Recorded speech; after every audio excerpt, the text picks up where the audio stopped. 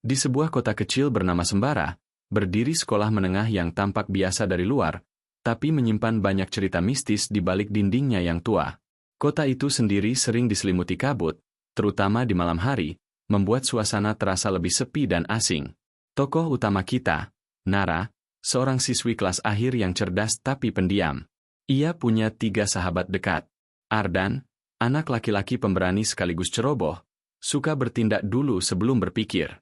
Kirana, gadis yang penuh rasa ingin tahu, suka mencatat hal-hal aneh.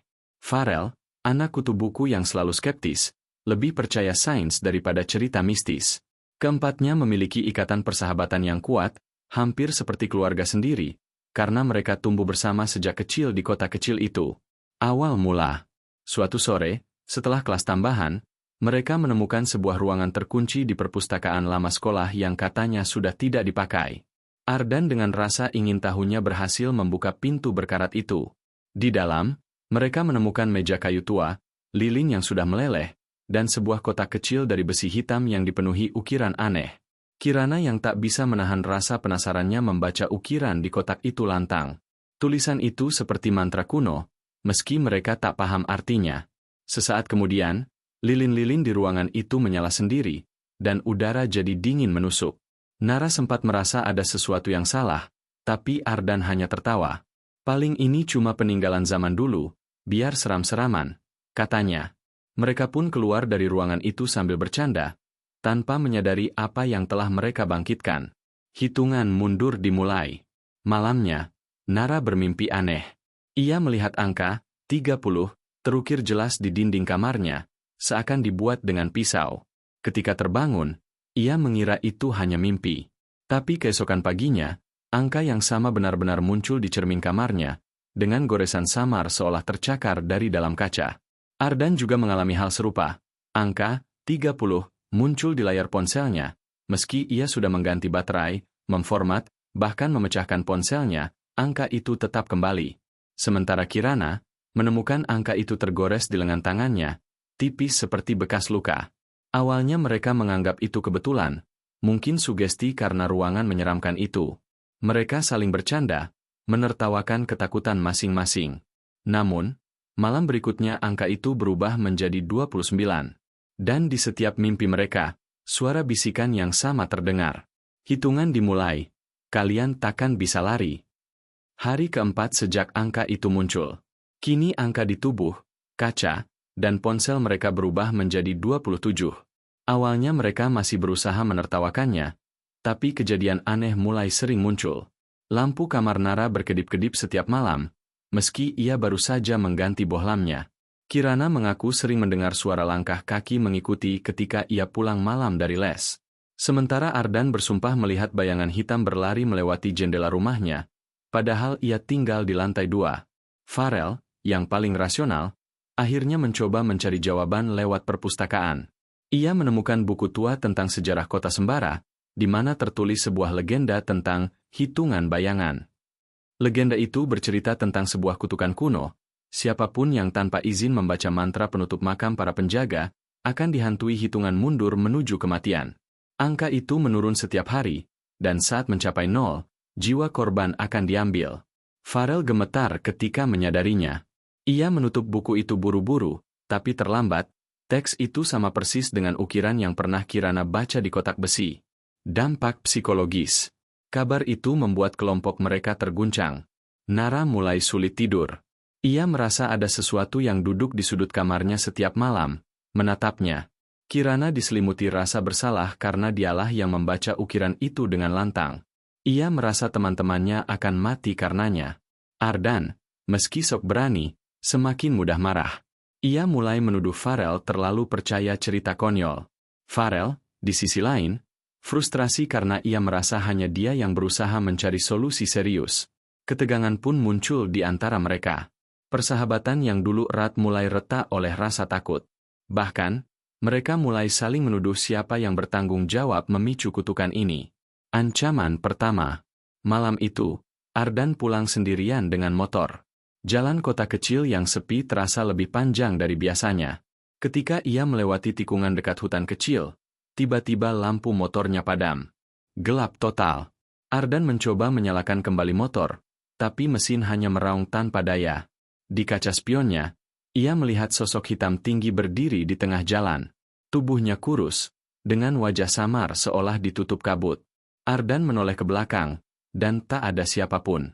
Tapi begitu ia kembali menatap spion, sosok itu makin dekat. Dalam panik, ia mendorong motornya sekuat tenaga.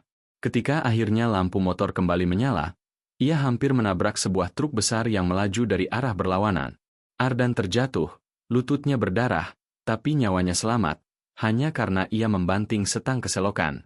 Saat menoleh, ia melihat angka di tanah, tercetak dengan darahnya sendiri, 26. Ardan bercerita kepada yang lain dengan wajah pucat. Kini tak ada lagi yang berani menertawakan kutukan itu. Mereka sadar, ancaman ini nyata, dan mereka tak punya banyak waktu. Setelah insiden Ardan, mereka berempat sepakat, kutukan ini nyata, dan waktu mereka makin sedikit. Angka kini menunjukkan 25. Farel mengusulkan untuk mencari bantuan di luar. Kalau legenda ini berasal dari kota Sembara, pasti ada orang tua atau sejarawan yang tahu, katanya. Kirana langsung teringat pada seorang kakek penjaga museum kota, Pak Wiryo, yang terkenal menyimpan arsip kuno. Malam itu mereka menyelinap ke museum yang sudah tutup, hanya berbekal senter. Pak Wiryo, yang sudah renta dengan tubuh bungkuk, awalnya menolak berbicara. Namun ketika Farel menunjukkan foto ukiran di kotak besi, wajah kakek itu langsung pucat. Bodoh! Kalian telah membuka pintu yang mestinya tetap terkunci, gumamnya. Ia lalu membawa mereka ke ruang arsip bawah tanah, menunjukkan manuskrip tua yang terbungkus kain merah. Aturan kutukan terungkap. Dari manuskrip itu, mereka menemukan kebenaran pahit. Hitungan mundur menandai sisa hari hidup korban. Kutukan tidak bisa dihentikan dengan doa atau ilmu biasa. Salah satu dari mereka harus menjadi penebus, menyerahkan nyawa secara sukarela agar yang lain bisa bebas. Jika tak ada yang rela, maka semua akan mati saat angka mencapai 0. Kutukan hanya bisa berlangsung di tanah kelahiran Sembara. Lari keluar kota hanya akan membuat mereka datang lebih cepat. Pak Wiryo menatap mereka penuh hibah. Anak-anak, pilihan kalian hanya 2, menerima atau melawan. Tapi sejarah mencatat, belum ada yang bisa melawan. Keheningan panjang menyelimuti ruangan. Korban pertama, non utama. Keesokan harinya, kabar duka mengguncang sekolah. Reno, teman sekelas yang cukup dekat dengan Ardan, meski bukan bagian dari lingkar sahabat inti, meninggal secara misterius. Tubuh Reno ditemukan di tepi jalan hutan kecil, tempat Ardan dulu hampir celaka. Lehernya patah seolah dipelintir paksa, matanya membelalak ketakutan. Di tanah, darahnya membentuk angka 24. Yang lebih mengerikan, Kirana menemukan catatan kecil di buku manuskrip semalam, yang terlewat dibaca. Sebagai peringatan, kutukan akan mengambil nyawa terdekat korban pertama yang melihat tanda. Dan benar, Reno adalah orang pertama yang menertawakan angka di ponsel Ardan ketika cerita itu tersebar. Ketegangan. Kematian Reno jadi tamparan keras bagi mereka. Nara menangis diam-diam di rumah, Ardan mulai dihantui rasa bersalah karena merasa Reno mati karenanya, Kirana semakin depresi karena ia yang memicu semua ini, sementara Farel sibuk menulis ulang aturan kutukan di buku catatannya, berusaha mencari celah logika. Kini mereka sadar, ini bukan sekadar mitos. Satu persatu, kutukan itu akan memakan korban, sampai salah satu dari mereka rela mengorbankan diri. Angka kini menunjukkan 23. Waktu semakin menekan, dan hubungan persahabatan mereka mulai retak. Di ruang kelas yang sepi, Ardan menatap Kirana dengan tatapan tajam. Kalau bukan karena kamu baca mantra itu, kita nggak akan kayak gini, bentaknya. Kirana gemetar, suaranya serak, jangan salahin aku aja. Kamu yang buka ruangan terlarang itu, dan... Nara mencoba menengahi, tapi hatinya sendiri dipenuhi kegelisahan. Ia mulai curiga, apakah mungkin salah satu dari mereka diam-diam sudah rela jadi penebus, tapi merahasiakan agar yang lain lengah? Farel, yang biasanya rasional, kini ikut terbawa emosi. Jangan lupa, aku yang nemuin aturannya. Kalau aku diam, kalian semua mati nggak tahu apa-apa. Jadi jangan pikir aku nggak berguna. Keempatnya saling tuduh, saling curiga. Kepercayaan yang dulu jadi fondasi persahabatan mereka mulai runtuh. Serangan entitas. Malam itu, masing-masing dihantui dengan cara berbeda, seakan entitas itu tahu kelemahan batin mereka. Nara mendengar suara ibunya yang sudah meninggal memanggilnya dari dapur. Saat ia menoleh, sosok ibunya tampak memasak dengan tubuh gosong, wajahnya meleleh, lalu berbisik, "Ikut aku, Nak, hanya ini caranya." Ardan terjebak mimpi buruk. Ia terus-menerus mengendarai motornya, menabrak truk berkali-kali, tubuhnya hancur, tapi bangkit lagi, menabrak lagi, hingga darah membanjiri jalan. Kirana mendengar bisikan di kamarnya, suara-suara yang menertawakan, "Kamu penyebab semua ini, kamu harus bayar." Cermin di hadapannya pecah sendiri, menampilkan bayangan dirinya dengan wajah penuh luka. Farel, yang selalu percaya logika, tiba-tiba melihat buku-buku di mejanya terbakar sendiri, huruf-huruf meleleh, lalu membentuk kalimat, "Sains tak bisa menolongmu." Masing-masing mengalami serangan itu sendirian. Tujuannya jelas, memecah belah, membuat mereka rapuh dan terisolasi. Penemuan kunci. Di tengah ketakutan, Farel kembali ke museum untuk mencari Pak Wiryo. Namun, ia menemukan sang kakek terbaring di kursi, nyaris tak sadarkan diri. Dengan suara lemah, Pak Wiryo memberi petunjuk terakhir. "Lihatlah, leluhur kalian, kutukan ini bukan kebetulan. Dulu, ketika kota ini masih dijajah, ada 4 keluarga yang mengkhianati para penjaga makam. Mereka menyerahkan makam itu kepada penguasa asing demi harta. Dari 4 keluarga itu, lahirlah kalian." Farel terdiam. 4 keluarga? Itu berarti mereka berempat adalah keturunan pengkhianat. Sebelum meninggal, Pak Wiryo sempat berbisik, "Kunci ada di darah kalian sendiri. Hanya dengan menebus dosa leluhur, pintu bisa ditutup." Farel kembali dengan wajah pucat, membawa kabar yang menghancurkan. "Kutukan ini bukan sekadar salah langkah kita. Ini warisan. Kita ditandai sejak lahir. Dan kalau nggak ada yang menebus, semuanya akan berakhir." Keheningan menyelimuti mereka. Untuk pertama kalinya, ketakutan berubah jadi kesadaran pahit. Persahabatan mereka mungkin tidak cukup kuat untuk menahan darah dosa masa lalu. Kegelisahan semakin menjadi-jadi. Farel yang terus membaca manuskrip menemukan catatan tambahan. Hitungan bisa diperlambat dengan pengorbanan kecil. Hancurkan yang paling kalian cintai. Tinggalkan yang tak mampu melangkah. Awalnya mereka menolak, tapi ketika malam itu angka hampir meloncat 2 kali, dari 21 langsung ke 19, mereka panik. Nara yang paling sensitif merasa ada sesuatu yang menarik napas mereka setiap kali angka turun. Akhirnya Ardan, dengan wajah getir, meraih gitar kesayangannya, warisan almarhum ayahnya, dan menghancurkannya dengan palu. Suara senar yang putus seperti jeritan nyaring di udara. Tak lama, angka di tubuh mereka kembali melambat, bertahan di 20. Namun, pengorbanan itu menyisakan luka batin. Mereka sadar, ini baru awal. Mungkin nanti mereka akan dipaksa mengorbankan sesuatu yang jauh lebih besar, bahkan seseorang. Pengejaran brutal. Malam itu, mereka berkumpul di rumah kosong dekat pinggir kota, berharap bisa bersembunyi dari kutukan. Namun, entitas tak lagi hanya berupa bayangan. Dari jendela pecah, masuk sosok tinggi menjulang, tubuhnya berbalut kain putih compang-camping, wajahnya kosong dengan rongga mata hitam pekat. Tangan panjangnya menyeret lantai, kuku-kuku tajam menggores kayu seperti kapak. Lampu berkelip. Udara jadi berat. Suara bisikan menggema dari segala arah. "Satu harus tinggal, satu harus tinggal." Mereka panik, berlari ke lantai atas. Tangga berderit, pintu-pintu menutup sendiri. Entitas itu bergerak cepat, melompat di dinding seperti binatang buas, menabrak lemari hingga kayu hancur. Kirana hampir terjatuh ketika entitas menarik kakinya. Kuku tajam meninggalkan luka memanjang di betisnya. Nara menjerit, mencoba menariknya, tapi Farel berteriak, "Lepaskan! Kalau kita berhenti, semua mati." Sesaat, seolah mereka benar-benar akan meninggalkan Kirana. Tapi Ardan kembali, menghunus pecahan kayu tajam, menancapkannya ke tangan makhluk itu. Entitas meraung, rumah berguncang, memberi celah bagi mereka untuk kabur keluar rumah. Mereka berlari di jalan gelap, napas tersengal, sementara dari belakang terdengar langkah berat dan dentuman keras seperti bumi bergetar mengikuti. Penyelamat palsu. Dalam kepanikan, mereka bertemu seorang pria paruh baya di tikungan jalan. Pakaiannya lusuh, wajahnya penuh kerut, tapi matanya tajam. Ia memperkenalkan diri sebagai Ki Mulyo, seorang dukun dari desa sebelah. Aku sudah tahu kalian membawa kutukan itu, katanya dengan suara dalam. Ikut aku bisa membantumu menghentikannya. Putus asa, mereka menurut. Ki Mulyo membawa mereka ke gubuknya di tepi hutan. Asap dupa memenuhi ruangan, simbol-simbol aneh tergambar di lantai.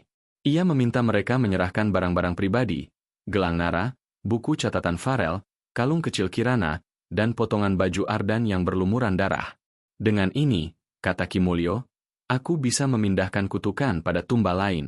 Tapi ada harga. Kalian harus menyerahkan satu orang dari luar lingkaran kalian. Siapa saja, asal darahnya tertumpah. Mereka saling berpandangan, ngeri. Jadi, kita harus mengorbankan orang tak bersalah? Tanya Nara, suaranya bergetar. Ki Mulyo tersenyum tipis. Lebih baik satu nyawa asing daripada kalian semua. Bukankah begitu? Namun, saat upacara dimulai, Kirana yang memperhatikan detail melihat sesuatu. Di sudut ruangan terdapat tumpukan tulang belulang kering, jelas milik manusia. Ternyata Ki Mulyo bukan penyelamat, ia hanyalah parasit, menggunakan kutukan ini untuk memanen tumbal bagi dirinya sendiri. Sebelum mereka bisa kabur, pintu gubuk terkunci sendiri, dan dari lantai, muncul lagi bayangan entitas. Kali ini, mereka sadar, Ki Mulyo justru memanggilnya, bukan melawannya. Di gubuk Ki Mulyo, suasana berubah mencekam. Entitas bayangan semakin nyata, berdiri menjulang di tengah lingkaran simbol.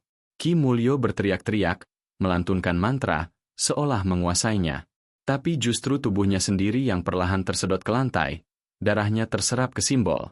Ku panik, berusaha kabur. Ardan memecahkan jendela bambu, mereka melompat keluar, tapi entitas itu mengikuti, kini dengan bentuk lebih jelas. Wajahnya hitam retak-retak, mulut sobek hingga telinga, matanya putih kosong. Mereka berlari di hutan. Kirana, yang kakinya masih terluka, tertinggal di belakang. Nara menoleh, ingin membantu, tapi Ardan berteriak, terus lari. Saat entitas itu hampir meraih Kirana, Farel, yang selama ini paling skeptis namun juga paling keras kepala, mendorong Kirana menjauh dan menghadang makhluk itu. Kalau memang darah harus dibayar, ambil punyaku, teriaknya. Entitas itu mengeram, lalu dalam sekejap mencabik tubuh Farel. Tulang rusuknya terbuka, darah menyembur di udara. Yang lain hanya bisa menjerit ngeri, menyaksikan tubuh sahabat mereka terhempas ke tanah. Wajahnya masih menatap mereka dengan mata kosong. Angka di tubuh mereka langsung meloncat ke 15. Kematian Farel menjadi titik balik. Optimisme dan logika yang dulu membuat mereka bertahan kini lenyap bersama nyawanya. Pengungkapan penuh.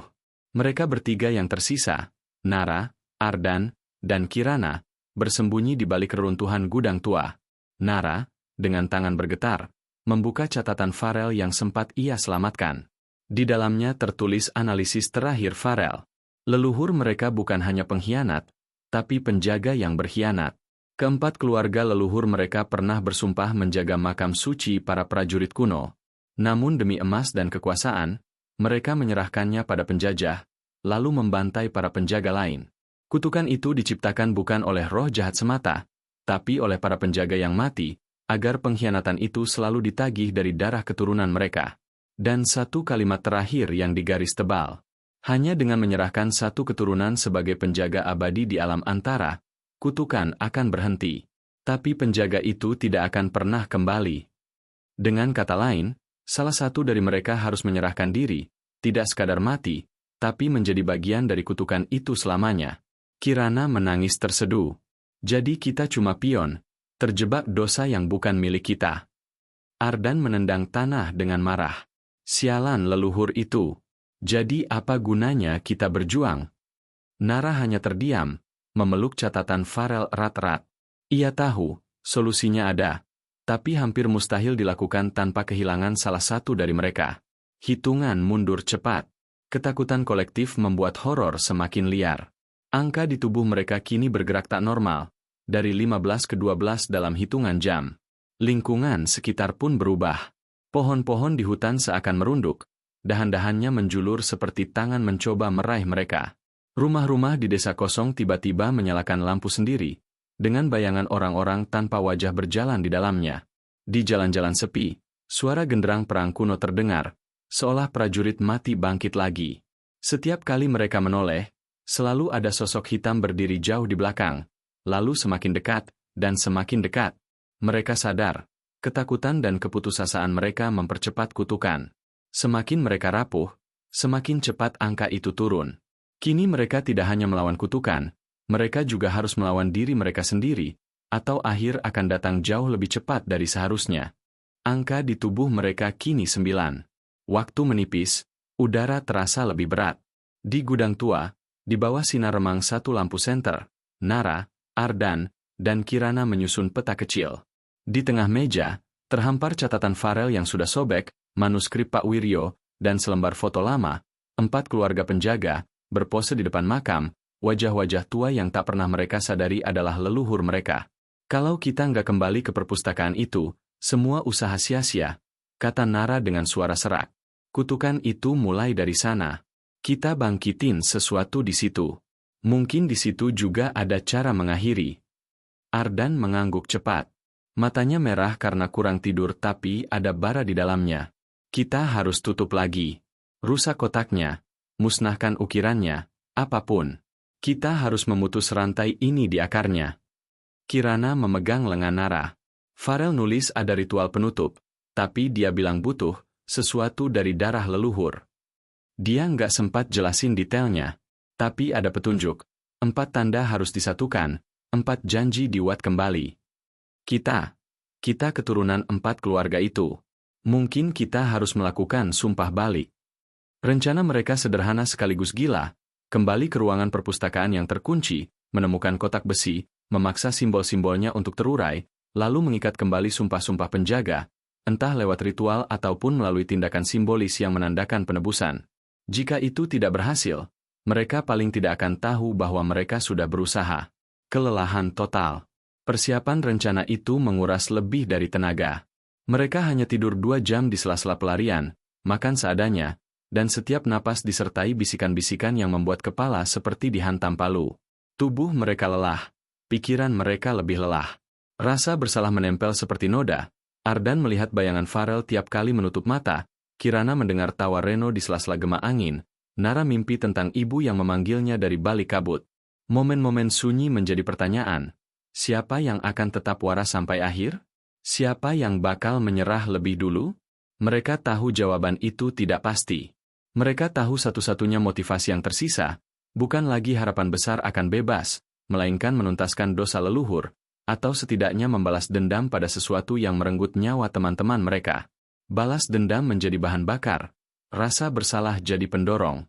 Di suatu pagi yang dingin, saat matahari belum muncul, Ardan mengambil gitar yang masih tersisa, bukan untuk bermain, tapi untuk digunakan sebagai senjata. Kalau kita harus berantem sama makhluk itu, kita nggak mau datang tangan kosong, katanya. Ia mengikat potongan kayu sebagai pegangan, menatap Nara, lalu meletakkan gitar di rak kecil gudang. Ini warisan palsu. Aku hancurkan yang satu, ku perjuangkan yang lain. Persiapan akhir. Mereka mengumpulkan apapun yang dapat membantu. Alat fisik, pemotong besi, palu, tali tebal, botol-botol isi minyak, senter tambahan, dan beberapa kain putih dari gudang untuk perban atau simbol ritual. Senjata, paku panjang, pecahan kaca yang diasah, pipa besi pendek, gitar Ardan yang dimodif untuk menusuk, dan sebuah parang kecil yang mereka curi dari gudang petani dekat desa. Perlengkapan ritual, sisa dupa dari gubuk Ki Mulyo, mereka sempat menyelundup sebatang dupa sebelum kabur, potongan manuskrip Pak Wiryo yang mereka fotokopi, selembar kain merah dari arsip, yang konon dipakai leluhur untuk menutup makam, dan foto-foto leluhur yang mereka kumpulkan dari kantor catatan sipil. Kirana, dengan tangan gemetar, merajut 4 pita kecil dari kain merah, 1 untuk tiap keluarga, lalu menuliskan nama mereka di masing-masing pita, keluarga Arya, keluarga Salim, keluarga Hartono, keluarga Pratama. Ia tidak berbicara saat menulis. Tulisannya bergetar seperti auranya sendiri. Nara mengambil catatan Farel, membacakan petunjuk terakhirnya untuk ketiga-tiganya. Di akhir catatan, samar tertulis, kalau tak ada yang mau menjadi penjaga abadi, lalu tanya pada hati, apakah hidup seseorang sebanding dengan keselamatan semua? Bait itu membuat udara menjadi sangat berat. Mereka juga menyiapkan sebuah tenda kecil di belakang perpustakaan, pos cadangan untuk berjaga bila ritual gagal. Ardan mengecat tanda silang pada pintu masuk tempat ruangan itu berada, sebagai tanda mereka tidak ingin orang lain membuka lagi. Kalau berhasil, kita sembunyikan pecahannya. Kalau gagal, kita bikin jejak supaya setidaknya ada penjelasan, katanya. Sebelum berangkat, mereka berbisik satu sama lain, bukan kata-kata manis, melainkan perintah simpel.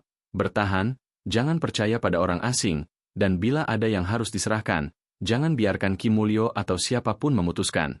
Pilihan harus dari mereka sendiri. Nara menatap dua sahabatnya, mata Ardan penuh tekad rapuh, Kirana pucat tapi seperti terlahir dari penyesalan.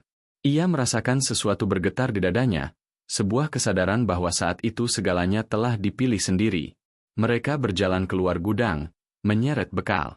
Di luar, kabut seperti tirai tipis menyelimuti jalan desa, dan di balik kabut itu, sosok hitam tampak berdiri jauh, tidak bergerak, menunggu. Angka di tubuh mereka kini 7. Langkah pertama menuju perpustakaan terasa seperti menapaki garis batas antara hidup dan kehilangan. Kabut semakin tebal ketika Nara, Ardan, dan Kirana melangkah menuju perpustakaan tua. Jalannya yang dulu sederhana kini seperti berubah.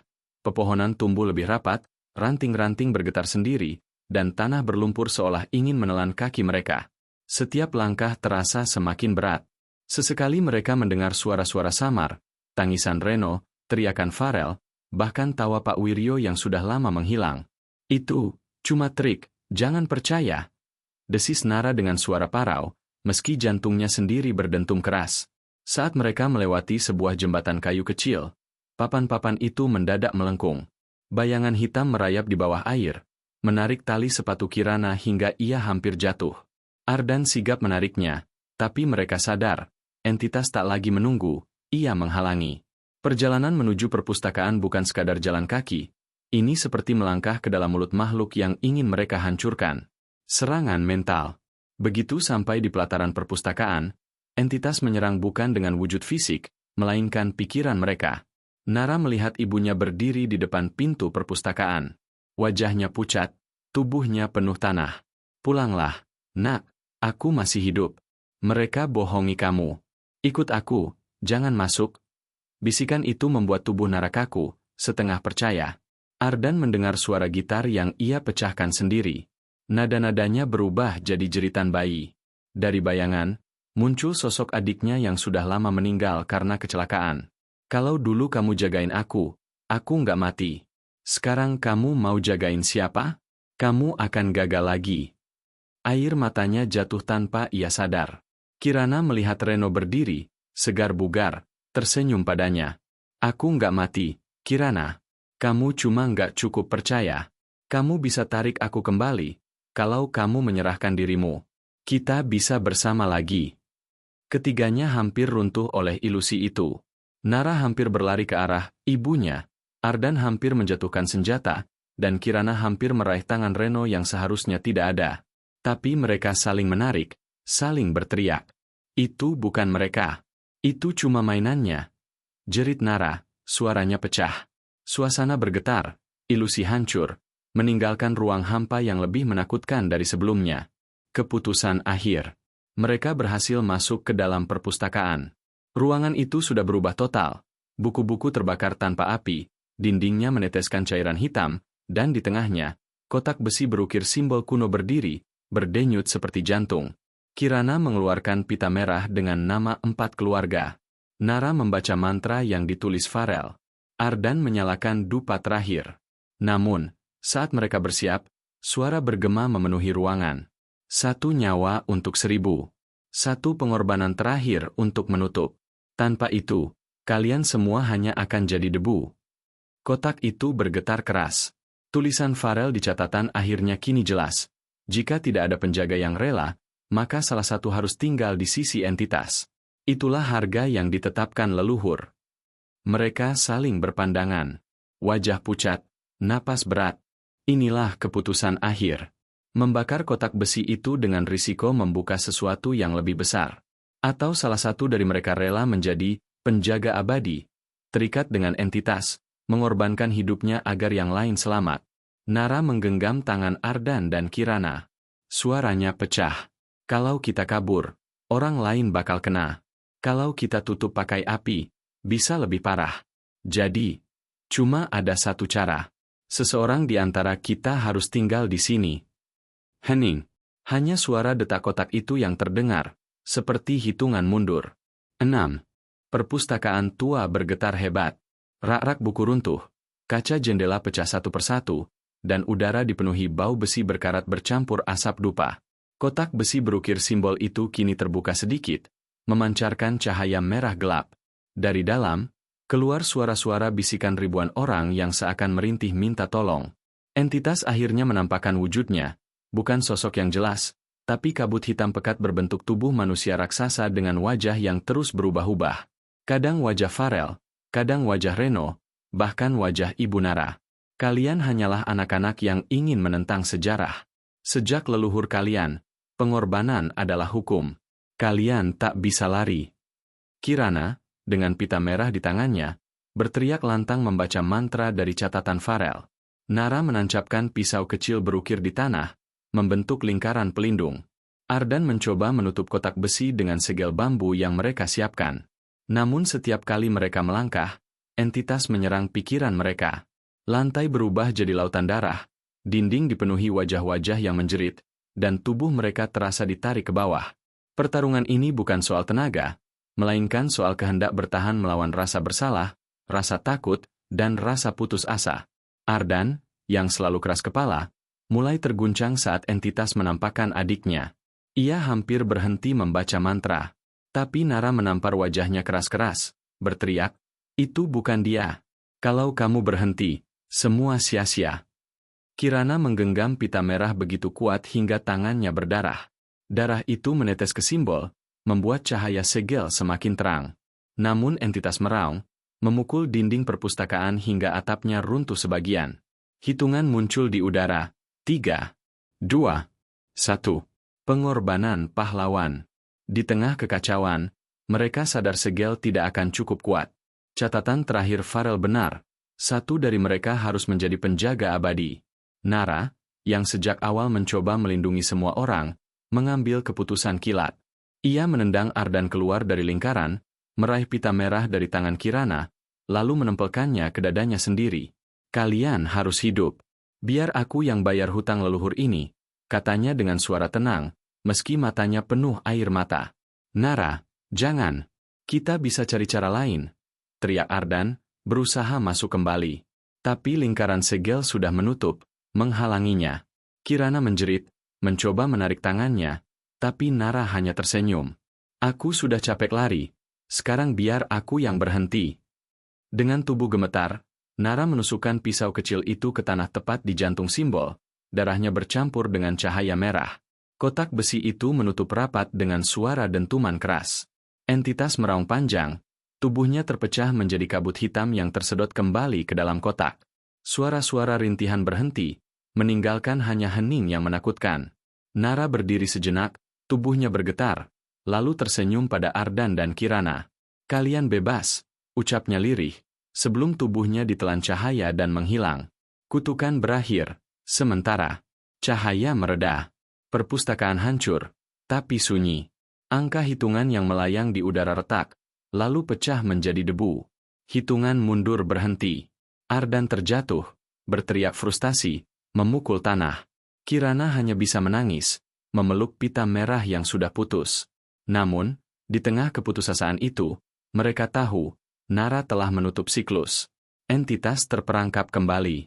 Desa, kota, bahkan dunia, untuk sementara aman. Di luar perpustakaan, langit perlahan cerah. Fajar pertama dalam beberapa hari muncul, memberi mereka sedikit harapan, meski dengan luka besar di hati. Kirana berbisik lirih, hampir tak terdengar. "Nara bukan mati, dia jadi penjaga. Suatu hari mungkin kita bisa temui dia lagi. Tapi sekarang, kita harus hidup." Ardan menatap kotak besi yang kini diam. Matanya merah, penuh dendam dan penyesalan. Ia tahu, meski kutukan ini berhenti, bukan berarti ia lenyap. Matahari pertama yang mereka lihat setelah malam-malam panjang penuh kengerian akhirnya muncul. Cahaya jingga menembus reruntuhan perpustakaan tua, menerpa wajah Ardan dan Kirana yang duduk terengah-engah di antara puing. Mereka masih hidup. Tidak ada angka di dinding. Tidak ada bisikan. Tidak ada bayangan yang mengikuti. Hanya keheningan, dan luka di hati mereka. Ardan menatap tanah, tangannya bergetar. Kita benar-benar kehilangan dia. Suaranya parau. Kirana tidak menjawab, hanya memeluk pita merah yang sobek, sisa terakhir dari Nara. Mereka tahu, meski bebas, mereka takkan pernah sama lagi. Pemeriksaan dan penutup. Beberapa hari kemudian, lokasi perpustakaan dipenuhi garis polisi. Reruntuhan bangunan dianggap kecelakaan struktural yang menewaskan, seorang remaja hilang tanpa jejak, Nara. Polisi bertanya pada Ardan dan Kirana, tapi keduanya hanya menjawab singkat. Perpustakaan roboh saat mereka mencoba mencari barang peninggalan. Tidak ada yang percaya jika mereka mengatakan kebenaran. Media lokal menuliskan berita dengan judul sensasional, "Remaja hilang, perpustakaan sembara runtuh misterius." Tidak ada satupun yang menyebut soal entitas, kutukan, atau hitungan mundur. Malam sebelum mereka meninggalkan kota, Ardan dan Kirana mengadakan penghormatan kecil. Mereka membakar dupa di depan reruntuhan, meletakkan pita merah di atas tumpukan batu. Air mata Kirana jatuh tanpa henti. Kita hidup karena dia. Semoga dia damai. Meskipun aku ragu entitas akan benar-benar diam, bisik Kirana. Ardan menggenggam bahunya, meski hatinya hancur. Twist akhir. Beberapa minggu kemudian, kehidupan tampak kembali normal. Ardan dan Kirana pindah ke kota lain untuk memulai dari awal. Mereka tidak pernah lagi berbicara terbuka soal apa yang terjadi. Namun, suatu malam, saat Ardan duduk sendiri di kamar kosnya, ponselnya bergetar. Layar menyala, nomor tidak dikenal. Ia mengangkat dengan malas, mengira hanya salah sambung. Tapi dari seberang, terdengar bisikan lirih yang membuat darahnya membeku. Hitungan mundur dimulai lagi. 30. Seketika, Ardan menjatuhkan ponselnya. Jantungnya berdetak kencang. Matanya menatap sekeliling kamar yang tiba-tiba terasa lebih gelap. Di cermin kecil di meja belajarnya, samar-samar terlihat bayangan Nara. Bukan Nara yang tersenyum seperti terakhir ia lihat, melainkan Nara dengan mata kosong, seolah terikat dalam kegelapan. Layar ponsel berkedip. Angka 30 muncul besar-besar, memenuhi layar. Kirana, yang berada di kamar sebelah, mendengar teriakan Ardan. Ia berlari masuk, dan di cermin kamar, ia juga melihat bayangan yang sama. Mereka saling berpandangan. Tidak ada kata-kata, hanya ketakutan yang sama. Kutukan tidak berakhir. Ia hanya menunggu bab berikutnya.